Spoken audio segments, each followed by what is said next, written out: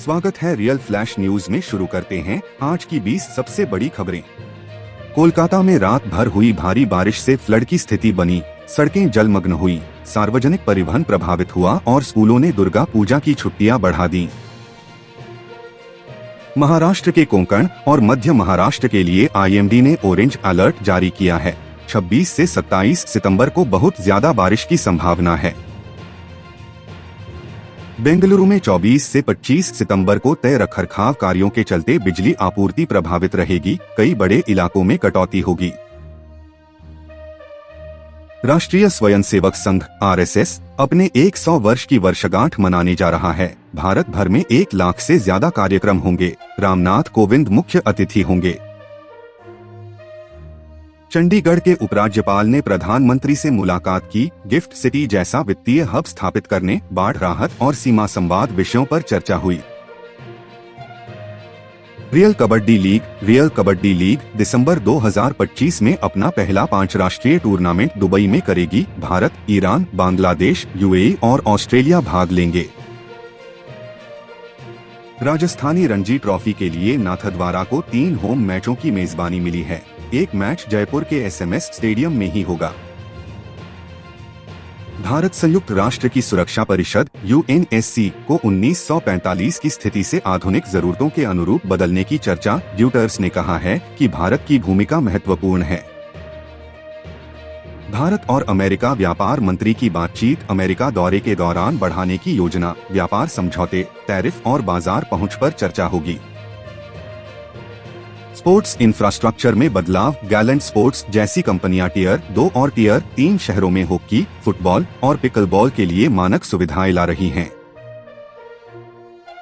World food India 2025 कार्यक्रम नई दिल्ली में 25 से 28 सितंबर को आयोजित होगा। यह कार्यक्रम खाद्य उत्पादन, उत्सव और व्यापार को जोड़ने की योजना है। भारत ने पाकिस्तान के विमानों के लिए एयर स्पेस बंदी को बढ़ाते हुए अपनी एयर स्पेस सीमा को 24 अक्टूबर तक जारी रखने का निर्णय लिया है।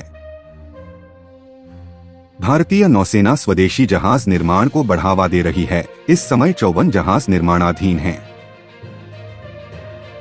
नीचे उपरिवर्तित जीएसटी सुधार की योजना है, जिससे त्योहारों के समय उपभोक्ताओं को लाभ हो सके और घरेलू खर्चों पर असर पड़े। कोलकाता क्लाउडबर्स्ट में कम से कम 8 लोगों की मौत, 30 घायल और 2 लापता। पानी भरने, बिजली कटौती और यातायात व्यवधान की स्थिति रही। DRDO apprentice recruitment 2025। डीआरडीओ ने हैदराबाद स्थित रिसर्च सेंटर इमारत में 195 अप्रेंटिस पदों के लिए अधिसूचना जारी की है। पात्रता में ग्रेजुएट या डिप्लोमा धारक होना आवश्यक है। आवेदन की शुरुआत और अन्य विवरण आधिकारिक वेबसाइट पर उपलब्ध। Festive jobs trend. भारत में त्योहारों के मौसम में नौकरी चाहने वालों की मांग स्थिरता की है, लेकिन नियोक्ता अधिकतर अस्थायी, टेम्परेरी या सीजन पदों की ऑफर दे रहे हैं। इस मिसमैच से उम्मीदवारों को परेशानी हो रही है।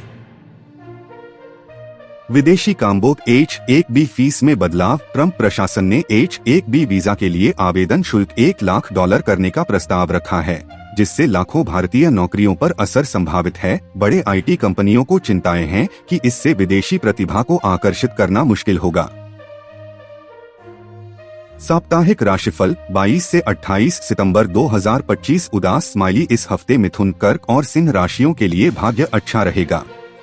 मिथुन जातकों को नौकरी व्यवसाय में अच्छी प्रगति, कर्क में आर्थिक लाभ और संतुष्टि, सिंह में प्रेम या सामाजिक प्रतिष्ठा में वृद्धि संभव है।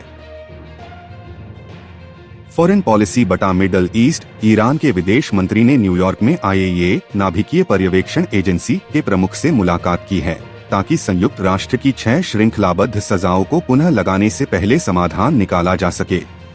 दोस्तों, अगर आप लोग ऐसी ही रोजाना खबरें जानना चाहते हैं तो हमारे चैनल को अभी सब्सक्राइब करें और इस वीडियो को शेयर करें।